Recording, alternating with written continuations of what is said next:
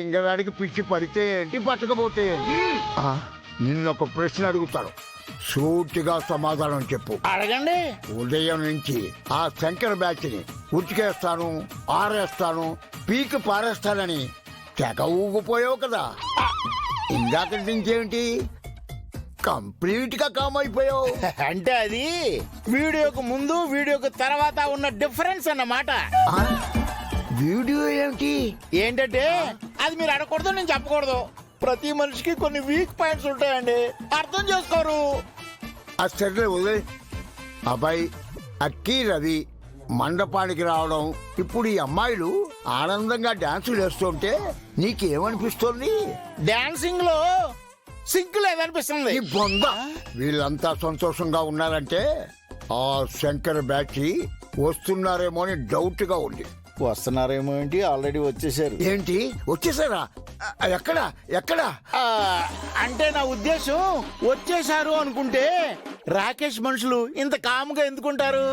రాకేష్ కి చెప్పేవాళ్ళు కదా. ఏమో వాళ్ళల్లో ఏ చట్టపరమైనా వాళ్ళకి హెల్ప్ చేస్తున్నాడేమో.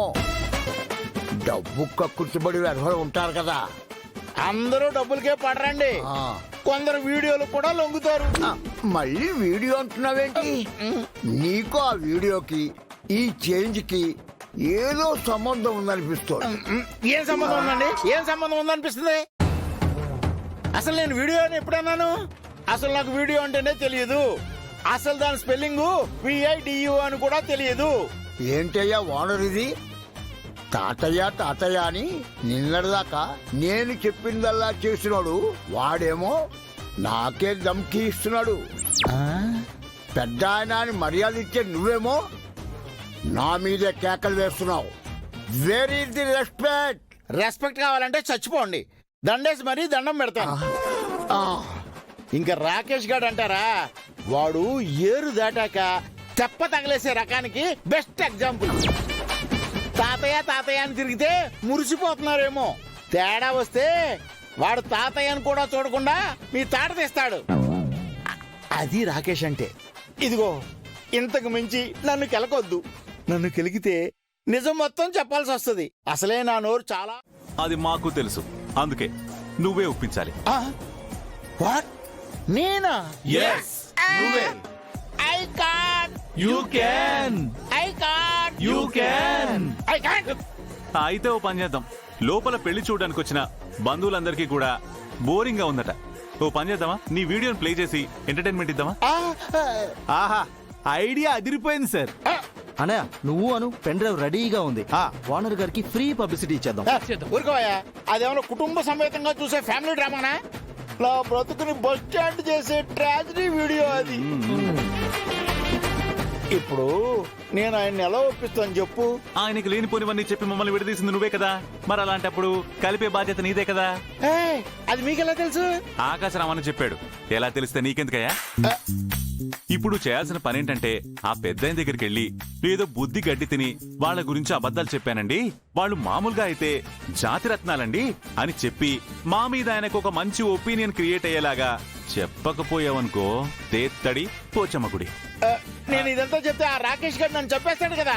ఆడికన్నా ముందు మా అమ్మాయిల జీవితాలతో ఆడుకుంటావరా అని గౌరీ వాళ్ళ బాబాయ్ ఆడి కండవాతో నన్ను ఊరేసేస్తాడుగా. పోతే ప్రాణం ఉండే అదో ప్రాణం ఉండే ఆడకోపయోగం. మా ప్రేమ కోసం నువ్వు ప్రాణత్యాగం చేయొచ్చు కదా. మీ ప్రేమ కోసం నేనెందుకు ప్రాణత్యాగం చేస్తానయ్యా? నాకన్నా పిచ్చా ఎర్రా? అన్నయ్య ఓనర్ గారు గొంతులేస్తుంది, నేను పెన్ డ్రైవ్ పెట్టేస్తా. చిన్నోడా నువ్వు ఆగమ్మా, నీకంతా తొందరే.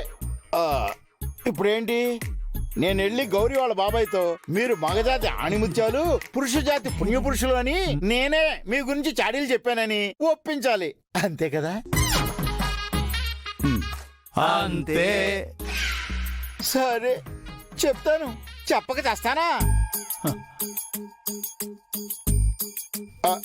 నువ్వు మాత్రం పెన్ డ్రైవ్ భద్రంగా పెట్టుకుని ఆయన నేను వెళ్ళి చెప్పొస్తాను. అబ్బా ఈ డిస్కషన్స్ తో లేట్ అవుతుంది. ఆ, అదేదో సినిమాలో పూలు చూపించడం వాడికి బాగా వైలెంట్ గా ఉన్నాడని చెప్తాడే, నాకన్నా మీరే వైలెంట్ గా ఉన్నారు. ఇది మీకే అవసరం అనుకుంటా, మీ దగ్గరే ఉంచండి.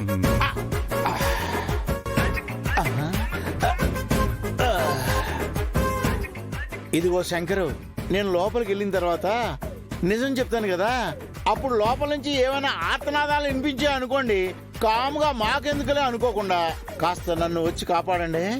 ఇదిగో మీ అందరికీ చెప్తున్నానమ్మా. సర్లేళ్ళు. థ్యాంక్స్.